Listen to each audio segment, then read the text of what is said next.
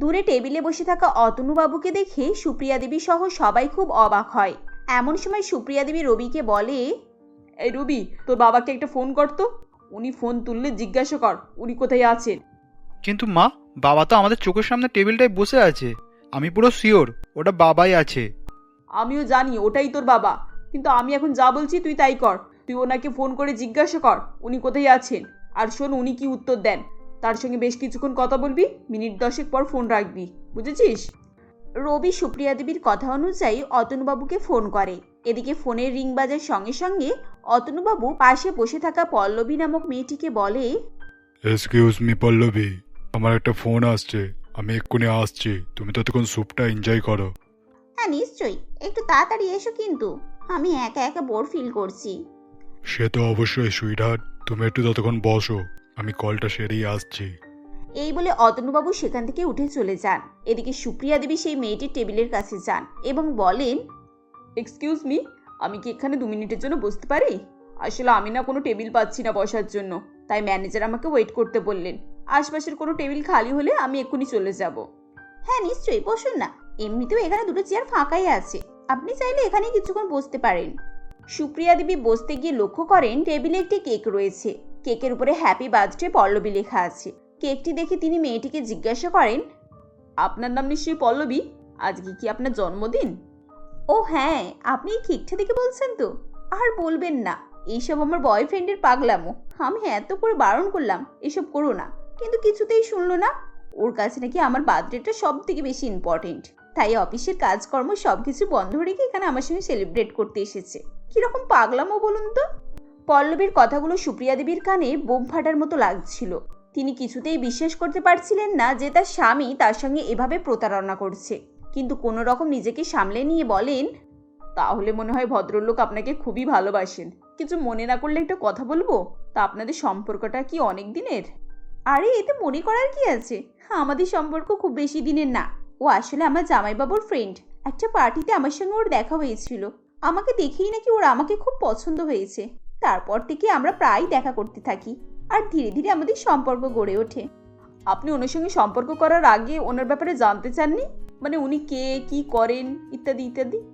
আমি ওর ব্যাপারে সবকিছুই মোটামুটি জানি। একটা বড় বিজনেসম্যান। ওর আগে একটা বিয়ে হয়েছিল, তবে স্ত্রী নাকি ওর সঙ্গে থাকতে চায় না, তাই ওদের ডিভোর্স হয়ে যায়। তাই নাকি? এসব কি আপনাকে উনি নিজে বলেছেন, না আপনি কারোর মাধ্যমে জানতে পেরেছেন? আপনার জামাইবাবু নিশ্চয়ই আপনাদের সম্পর্কে সবকিছুই জানেন। এসব উনি বলেছেন নাকি? এই জামাইবাবু? না না না না, ওনাকে তো আমাদের সম্পর্কে কিছু বলাই হয়নি। ও আমাকে বারণ করেছে কাউকে কিছু বলতে, আর এসব কথাও আমাকে নিজেই বলেছে। আপনি একটু বসুন, হ্যাঁ, ও একটা কল অ্যাটেন্ড করতে গেছে, এক্ষুনি এসে পড়বে। ওর সঙ্গে না হয় আপনার পরিচয় করিয়ে দেব। পল্লবী যখন এভাবেই বলছিল, ঠিক সেই সময় অতনুবাবু সেখানে এসে উপস্থিত হন। তিনি সুপ্রিয়া দেবীকে পল্লবীর পাশে বসে থাকতে দেখে এবং কথা বলতে দেখে ভীষণ চমকে যান। এদিকে সুপ্রিয়া দেবীরও একই অবস্থা, তিনি তো কোনো কথাই বলতে পারছিলেন না। অতনুবাবু নিজেকে সামলে নিয়ে বলেন, কি ব্যাপার, তুমি এখানে হঠাৎ করে? কেন, তুমি কি মনে করেছিলে আমি এখানে আসতে পারি না? তাহলে এই তোমার অফিসের ইম্পর্টেন্ট মিটিং, যার জন্য তুমি আজ আমাদের বিবাহ বার্ষিকীর দিনেও ছুটি করতে পারলে না। তুমি ওসব কি বলছো? তুমি কি আমাকে ফলো করছো নাকি? বাড়ি যাও এক্ষুনি। তোমার মতো অত নীচ আমি নই। আমি এখানে বাচ্চাদের সঙ্গে এসেছি। যাই হোক, ঈশ্বরের কৃপায় তোমার আসল রূপটা আমার দেখা হলো। এমন সময় পল্লবী অতনুবাবুকে বলে, এটা কি হচ্ছে? আমি তো কিছুই বুঝতে পারছি না। উনি কে? ওনার সঙ্গে তোমার কি সম্পর্ক? আর তোমরা এভাবে কথা বলছো কেন? দাঁড়াও পল্লবী, আমি তোমার সব প্রশ্নের উত্তর দিচ্ছি। আগে একে এখান থেকে বিদায় করি। বিদায় করি মানে? এই আপনি কে বলুন তো? আর আপনি আমার বয়ফ্রেন্ডকে চিনলেনই বা কি করে? এই যে বললেন আপনাদের বিবাহ বার্ষিকী, এসব কি কথা? এর মানেটা কি? এর মানে আপনি আপনার বয়ফ্রেন্ডকে জিজ্ঞাসা করুন না। আর আমি কে, আমার থেকে ভালো সেটা আপনাকে উনিই বুঝিয়ে বলতে পারবেন। আপনাকে দেখে তো আর কচি খুকি মনে হচ্ছে না।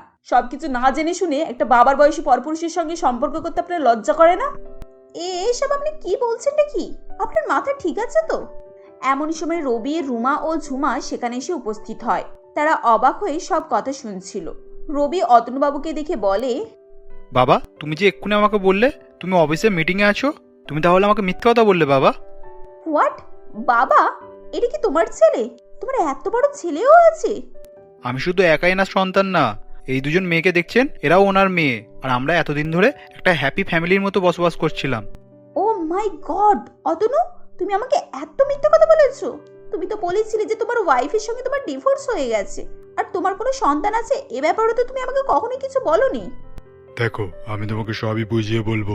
চলো এখন এখান থেকে চলো, সবাই আমাদের দিকেই দেখছে।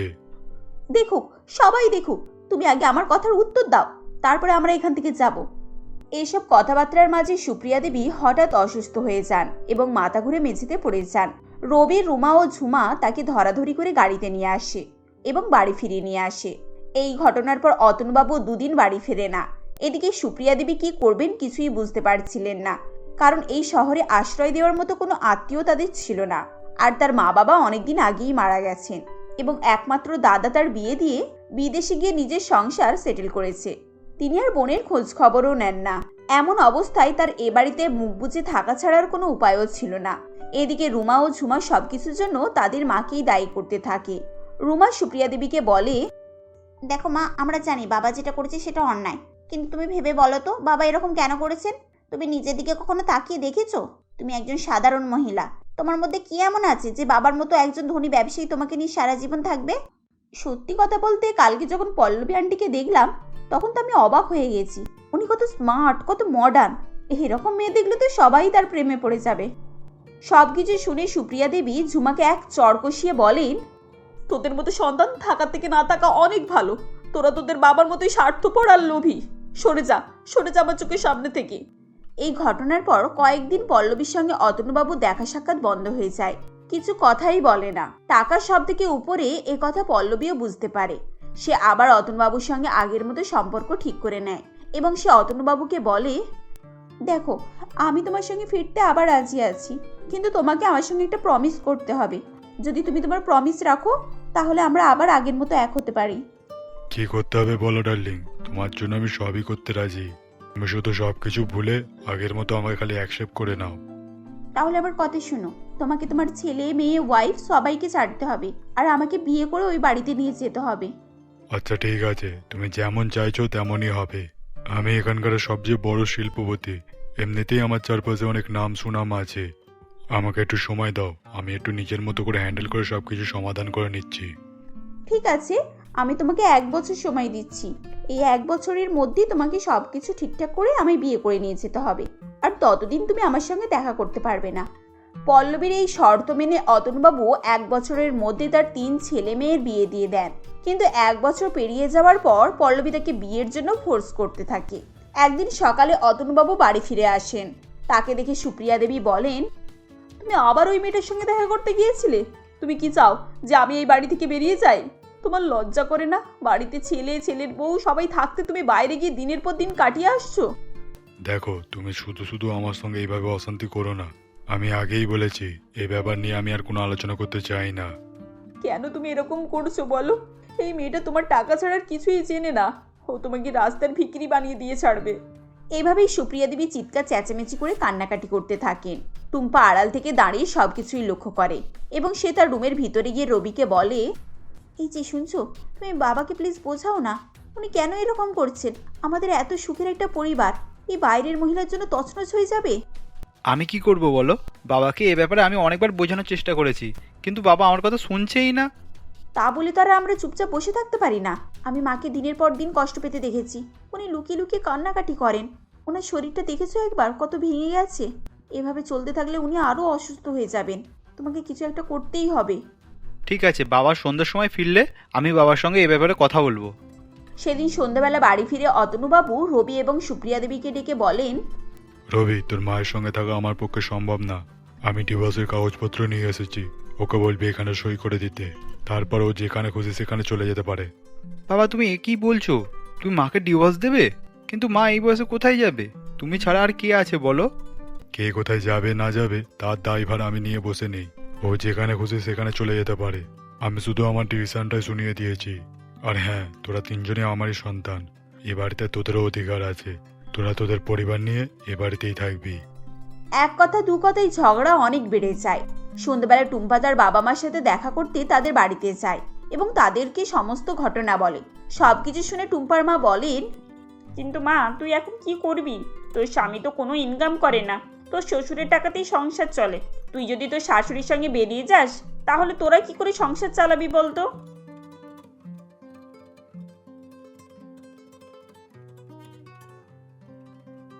ভাগ্যে যদি রাজ করার না থাকে তাহলে কি করে রাজ করব বলো তো বাবা? আর তাছাড়া আমার শাশুড়ির কোনো দোষ নেই। সে বেচারি একা একা কি করবে, কোথায় যাবে? রবি তো তার একমাত্র ছেলে, সে ছাড়া ওনাকে আর কেই বা দেখবে বলো? কেন, তার দুটো মেয়ে থাকতে দেখার লোকের অভাব আছে নাকি? মেয়েরা মাকে নিয়ে যাক, মায়ের দেখাশোনা করবে। কে কি করবে না করবে আমি জানি না মা। আমি শুধু এটুকু জানি যে আমার কর্তব্য হচ্ছে আমার শাশুড়িকে দেখাশোনা করা আর তার পাশে থাকা, আর সেটা আমি করবই। এই বলে টুম্পা সেখান থেকে চলে আসে। পরের দিন সকালে টুম্পা, রবি এবং সুপ্রিয়া দেবী ব্যাগপত্র গুছিয়ে বাড়ি ছাড়ার জন্য তৈরি হয়। তারা যখন বেরোচ্ছিল তখন অতনুবাবু এসে তাদেরকে বলেন, রবি, বৌমা, তোমরা একবার ভালো করে ভেবে নাও। আমার কাছে টাকা আছে, সম্পত্তি আছে। তোরা এই মহিলার জন্য এইভাবে সবকিছু ছেড়ে চলে যাচ্ছিস, একবার ভালো করে ভেবে নে। বাবা, মায়ের কোনো দোষ ছাড়াই আপনি মাকে এত বড় শাস্তি দিলেন? আপনার কাছে টাকা আছে, সম্পত্তি আছে, কিন্তু মায়ের কাছে কি আছে? মা কি নিয়ে থাকবে সেটা ভেবে দেখেছেন একবারও? তাহলে তোরা তোর মাকে ছাড়বি না, তাই তো? বাবা, আপনি যখন ওই মহিলাকে ছাড়তে পারবেন না তখন আমরা মাকে কি করে ছাড়ি বলুন তো? অতনুবাবু এ কথার কোনোই জবাব দিতে পারেন না। এরপর টুম্পা ও রবি তাদের মাকে নিয়ে বাড়ি ছেড়ে চলে যায়।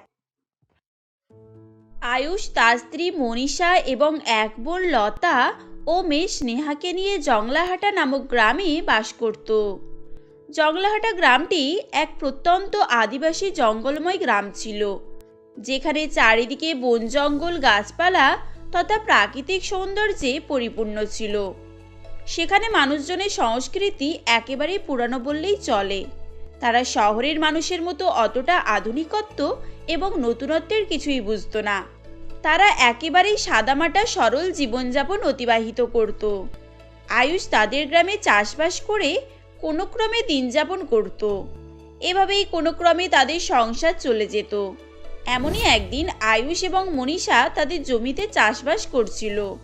এরপর স্নেহা সেখানে এসে বলে, বাবা, মা, তোমাদের আর কত দেরি হবে এখানে?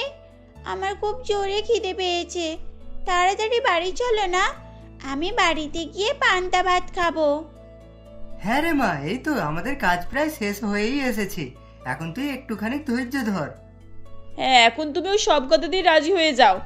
যেখানে জমির অর্ধেক কাজই বাকি রয়েছে, ওই জন্য তোকে সঙ্গে করে নিয়ে আসতে চাই না, বুঝেছিস? এখন তুই তো তোর পিসিমণির কাছে বাড়িতেই থাকতে পারতিস, শুধু শুধু মাঠে আসার জন্য তখন বায়না করলি। ওহ মনীষা, তুমি ওকে এভাবে বকো না। এই তো আমাদেরও তো হয়ে এসেছে, এখন যেখানে আমাদেরও খিদে পেয়েছে, তাই তাড়াতাড়ি নাও, আমরা একসঙ্গে বাড়িতে গিয়ে খাওয়া দাওয়া করবো। এভাবে আয়ুষ মনীষাকে বললে মনীষা তখন চুপ হয়ে যায়। এরপর তারা তাদের কাজ শেষ করে বাড়ির দিকে রওনা দেয়। ঠিক তখনই তারা দেখে জঙ্গলে কয়েকজন অচেনা লোক বেআইনিভাবে গাছ কাটছে। তখন আয়ুষ বলে, এই এই তোরা কারা? তোদেরকে তো আগে এখানে কখনোই দেখিনি, আর দেখে মনে হচ্ছে তোরা এই গ্রামের নয়। তাহলে তোরা এখানে এসে নির্দয়ভাবে গাছ কাটছিস কেন? এই বেশি না বকে এখান থেকে যেখানে যাচ্ছিস যা, আর না তো খুব খারাপ হবে আমি বলে দিলাম। এই, তোমরা অন্যায় তো করছো, তার উপর আবার জোর গলায় কথা বলছো। তোমাদের সাহস তো মন্দ নয়। দাঁড়াও, আমরা ফরেস্ট অফিসারকে গিয়ে তোমাদের কথা বলবো। মনীষা আয়ুষ এভাবে বললে লোকগুলো তখন ফরেস্ট অফিসারকে ফোন লাগায়। এরপর কিছুক্ষণের মধ্যেই সেখানে ফরেস্ট অফিসার অর্থাৎ রক্তিমবাবু এসে উপস্থিত হয়। রক্তিমবাবু ছিলেন ওই এলাকার একজন গণ্যমান্য পুলিশ অফিসার। তিনি বেশ কয়েকজনকেই সঙ্গে করে ওখানে আসেন। এরপর রক্তিমবাবু বলেন, এই তোরা এখানে কিসের গন্ডগোল পাকাচ্ছিস রে? তোরা জানিস ওরা কারা? ওদের পিছনে অনেক বড় বড় নেতারা রয়েছে। এখন বেশি না বকে নিজের নিজের কাজে যা, বুঝেছিস? কিন্তু বাবু, আপনি একজন সরকারি দপ্তরের কর্মচারী হয়ে এভাবে অন্যায়কে প্রশ্রয় দিচ্ছেন। অন্যায় যেই করুক না কেন সেটা অন্যায়ই হয়, আর এভাবে নির্মমভাবে গাছ কাটা বেআইনি অপরাধ। এই তুই আমাকে আইন শেখাতে এসেছিস? তবে রে দাঁড়া। এই তোমরা দাঁড়িয়ে আছো কেন? ওদেরকে এখন মারধর শুরু করো। এখন দু এক গা পিঠে পড়লেই না ওদের আইনের ভূত বেরিয়ে যাবে। রক্তিমবাবু এভাবে বললে তার সাথে আসা সহকর্মী অফিসাররা মনীষা এবং আয়ুষকে মারধর করতে থাকে। এরপর তাদেরকে সঙ্গে করে নিয়ে থানায় চলে যায়। তখন বাচ্চা মেয়ে স্নেহা দাঁড়িয়ে দাঁড়িয়ে সব কিছুই দেখছিল। এবং সে খুব ভয় পেয়ে গিয়েছিল। এরপর সে ছুটে ছুটে বাড়ি যায় এবং গিয়ে তার পিসিমণি লতাকে সমস্ত কথা জানায়। এরপর লতা স্নেহাকে নিয়ে গ্রামের অন্যান্য লোকজনের কাছে সাহায্যের জন্য যায়, কিন্তু সকলেই ফরেস্ট অফিসারের নাম শুনে কেউই ভয়ে সাহায্য করতে চায় না। এরপর পিসিমণি, আমার বাবা মাকে ওরা ধরে নিয়ে গেছে। আমার বাবা মাকে কি আর কোনোদিন আমি দেখতে পাবো না? তুমি আমার বাবা মাকে ছাড়িয়ে আনো না প্লিজ। এভাবে কাঁদিস না রে মা, ঈশ্বরের উপর ভরসা রাখ। ঈশ্বর ঠিকই তোর বাবা মাকে মানে আমার দাদা বৌদিকে আমাদের কাছে ফিরিয়ে দেবেন। কিন্তু পিসিমণি, বাবা মা কিভাবে ফিরে আসবে? কেউই তো আমাদের সাহায্য করছে না। আমরা বাবা মাকে কিভাবে ফিরিয়ে আনবো? এখন আমাদের কাছে একটাই উপায় রয়েছে, যে কোনো প্রকারে আমাদেরকে শহরে যেতে হবে আর সেখানে গিয়ে কালেক্টর অথবা জর্জের সঙ্গে দেখা করতে হবে। চল আমরা এখনই শহরের উদ্দেশ্যে বেরিয়ে পড়ি। এভাবেই বলে লতা স্নেহাকে নিয়ে শহরের উদ্দেশ্যে বেরিয়ে পড়ে। তাদের কাছে বেশি টাকা পয়সা না থাকায় তারা পায়ে হেঁটেই শহরের উদ্দেশ্যে রওনা দেয়। এরপর অনেক পথ অতিক্রম করার পর তারা শহরে এসে উপস্থিত হয়। এরপর তারা একটা ছোট্ট ধাবা দেখতে পায়, যেখানে একজন বয়স্ক বৃদ্ধ তার স্ত্রীকে নিয়ে বসেছিল। তখন লতা বলে, কাকাবাবু, আমাদের কিছু খেতে দেবেন? আমরা অনেক দূর থেকে একটা কাজের উদ্দেশ্যে এই শহরে এসেছি, আমাদের প্রচুর খিদে পেয়েছে। হ্যাঁ দাদু, আমাকে খুব জোরে খিদে পেয়েছে। আমি আর খিদে সহ্যও করতে পারছি না। এবারে হয়তো মাথা ঘুরেই পড়ে যাব। রাস্তা দিয়ে আস্তে আস্তে অনেক বড় বড় রেস্টুরেন্ট দেখতে পেলাম, তার মধ্যে এই একটা মাত্র ছোট ধাবা দেখতে পেয়েছি। আমরা এখানে অনেক বিপদে পড়ে এসেছি কাকাবাবু। আসলে আমাদের দাদা বৌদিকে, আসলে ওই ধাবাটি রামচরণ বাবুর ছিল। তিনি তার স্ত্রী মণিমালা দেবীকে নিয়ে সেখানেই থাকতো। এরপর রামচরণ বাবু সমস্ত কথা শুনে বলে, হ্যাঁ রে মা, সকাল থেকে আমাদের একটাও খরিদ্দার আসেনি, তাই আমরা বুড়ো বুড়ি এখানেই বসে কথা বলছিলাম। আসলে এখানে আশেপাশে অনেক নামি দামি রেস্টুরেন্ট রয়েছে, যেখানে ভালো মানের সুস্বাদু খাবার পাওয়া যায়, তাই আমাদের হোটেলে কেউ আসেও না। তোরা যখন আমাদের দ্বারে এসেই পড়েছিস, তাহলে আয়, আমরা একই সাথে খাবার খাই। তোদের সাহায্য করতে পারলে আমরাও অনেক খুশি হব। এই বলে মণিমালা দেবী লতা এবং স্নেহাকে নিয়ে একসাথে খাবার খেতে থাকে। এভাবেই সেদিনটা কেটে যায়। পরের দিন, মারে, তোরা এই বড় শহরে কি করে তোদের বাবা মাকে ছাড়াবি বলতো? তোরা বরং এক কাজ কর, অনেক কষ্ট করেই তোরা শহরে এসেছিস, তাই তোরা কয়েকদিন এখানে থেকে বিশ্রাম নিয়ে নে। এভাবেই মণিমালা দেবী বললে লতা এবং স্নেহা তাদের বাড়িতে থাকতে রাজি হয়ে যায়। এমনই একদিন সেই ধাবার সামনে একটি গাড়ি এসে দাঁড়ায়। গাড়ি থেকে একটি লোক বেরিয়ে গাড়ির সামনে কিছু কাজ করতে থাকে। এভাবেই কিছুক্ষণ সময় কেটে যায়। এরপর তখন গাড়ি থেকে আরও একজন ভদ্রলোক নেমে আসে এবং বলে, আরে ড্রাইভার, আর কত সময় লাগাবে? আমি সুগার পেশেন্ট, এখন আমার খুব জোরে খিদে পেয়েছে, আর সময় মতো খাবার না খেলে আমার সুগার বাড়তেও পারে, তাই তুমি তাড়াতাড়ি একটা ধাবা দেখে দাঁড় করাও। বাবু, সামনের ইঞ্জিন বসে গিয়েছে, একে ঠিক করতে এখন ঘন্টাখানেক সময় লাগবে, তা আজ মনে হয় তোমার খাবার খেতে একটু লেট হয়ে যাবে। এ বাবা, এ কি মুশকিলে পড়লাম, তাহলে তো আমার খুব বিপদ হয়ে যাবে। না, আমাকে কিছু একটা করতে হবে। এই তো, এই সামনেই একটা ধাবা দেখতে পেয়েছি, আমি বরং ওখানেই যাই। এই বলে ভদ্রলোকটি ধাবাতে যায় এবং সেখানে গিয়ে খাবার চাইতে থাকে। তখন ধাবার মালিক রামচরণবাবু বলেন, বাবু, আসলে আমার ধাবাতে বেশি কাস্টমার হয় না, তাই আমি বেশি খাবারও তৈরি করি না, আর যা ছিল এই কিছুক্ষণ আগেই শেষ হয়ে গিয়েছে। হ্যাঁ, তাহলে এবার আমার কি হবে? আমি সময় মতো না খেলে আমার শরীর যে অসুস্থ হয়ে পড়বে। ভদ্রলোকটি এভাবেই বলছিল। তখন লতা এবং স্নেহা পাশ থেকে সব কথাই শুনে নেয়। এরপর স্নেহা এসে বলে, বাবু বাবু, আপনি কিছুক্ষণ আমাকে সময় দিন, আমি আপনার জন্য খাবার তৈরি করে নিয়ে আসছি। এই বলে স্নেহা রান্নাঘরের মধ্যে চলে যায়। এরপর লতা ও স্নেহা বাঁশের ভিতর চাল, মাটন এবং মশলা দিয়ে আগুনের আঁচে ঝলসাতে থাকে। এভাবে বেশ কিছুক্ষণ সময় পর স্নেহা এবং লতা সেই লোকটিকে বাঁশের মাটন বিরিয়ানি সার্ভ করে। এরপর ভদ্রলোকটি বলেন, আরে বাহ, এটা তো খুবই সুস্বাদু খেতে। এসব রান্না তুমি কোথা থেকে শিখেছো? এগুলো তো 5 তারা হোটেলেই রান্না হয়। আসলে বাবু, আমরা জঙ্গলহাটা গ্রামে থাকি, আর ওখানে বন জঙ্গল হওয়ায় আমরা এভাবেই বাঁশের ভিতরে চাল মাংস দিয়ে বিরিয়ানি বানিয়ে খাই। এটা আমরা আমাদের গ্রাম থেকেই শিখেছি। ও আচ্ছা, তা বেশ ভালো। তা তোমরা যদি গ্রামে থাকো তাহলে এখানে শহরে কি করতে এসেছো? এখানে শহরে কি তোমাদের কেউ আত্মীয় আছে নাকি? লোকটির মুখে এরকম কথা শুনে লতা তখন বলে, আসলে বাবু, আমরা নিরুপায় হয়ে শহরে এসেছি।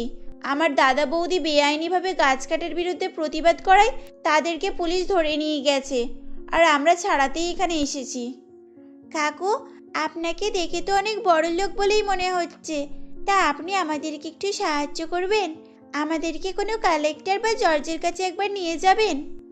আরে তার আর কোনো প্রয়োজন নেই। আমি জর্জ। তোমরা কাল সময় করে আমার অফিসে চলে এসো, আমি তোমাদের কেসটা আবারও কোর্টে তুলবো। এভাবেই বলে লোকটি তখন সেখান থেকে চলে যায়। এরপর লতা এবং স্নেহা রামচরণ বাবুকে সঙ্গে করে কোর্টে এসে উপস্থিত হয়। তারপর জর্জ সাহেব তাদের সমস্ত বয়ান কপি করে নেয়। এরপর জর্জ সাহেব ফরেস্ট অফিসার রক্তিমবাবুকে ডেকে পাঠান এবং বলেন, তোমাদের লজ্জা করে না এভাবে নিরীহ মানুষদের উপর অত্যাচার করতে? আমি নির্দেশ করছি আয়ুষ ও মনীষকে এখনই রেহাই করা হোক, আর এই জঘন্য কাজে যারা যারা জড়িত আছে সকলেরই ইনভেস্টিগেশন করা হোক। এভাবেই জর্জ সাহেব আয়ুষ এবং মনীষাকে রেহা করে দেন। আয়ুষ এবং মনীষাকে ফিরে পেয়ে লতা এবং স্নেহা খুবই খুশি হয়ে যায়। এরপর তারা রামচরণ বাবুর বাড়িতে আসে। তখন মণিমালা দেবী বলেন, যাক, ঈশ্বর আমাদের দিকে মুখ তুলে তাকিয়েছেন। এই মাসুম বাচ্চার প্রার্থনা ঈশ্বর শুনেছেন। তা আমি একটা কথা বলবো বাবা? হ্যাঁ মাসিমা, বলুন। আপনাদের আমরা কখনোই ভুলবো না, আর আপনারা যেভাবে আমাদেরকে সাহায্য করেছেন এটা কোনো ঈশ্বরের কৃপা ছাড়া আর কিছুই হতে পারে না। বলছিলাম, আমি আর আমার স্বামী আমরা দুজনেই এখানে একা থাকি। আমাদের এ কুলে নিজের বলতে কেউই নেই। তোমরা যদি কিছু না মনে করো, আমাদের সঙ্গে এখানেই তোমরা থেকে যাও। হ্যাঁ বাবা, তোমার বোন ও তোমার মেয়ের তৈরি বাঁশের মটন বিরিয়ানি এখানের লোকেদের খুবই পছন্দ হয়েছে। তাই আমরা চাই আজ থেকে এই ধাবা তোমরাই দেখাশোনা করো। আর সেই তো আমাদের বয়স হয়ে গিয়েছে, এখন আমরা ভালোভাবে কিছু কাজও করতে পারি না। এখন যদি এটা করে তোমাদের কিছু উপকার হয় তাহলে আমরাও খুশি হব। রামচরণ বাবু এবং মালিনী দেবী এভাবে বললে তখন তারা খুবই খুশি হয়ে যায়। এরপর তারা সেখানে থেকে যাওয়ার সিদ্ধান্ত নেয়। এরপর তারা বাঁশের মটন বিরিয়ানি বিক্রি করে ভালো টাকা কামাতে থাকে, যাতে করে তাদের সকলেরই বেশ স্বাচ্ছন্দ্যের সঙ্গে দিন অতিবাহিত হতে থাকে। এর ফলে তারা সকলেই সুখে শান্তিতে বসবাস করতে থাকে।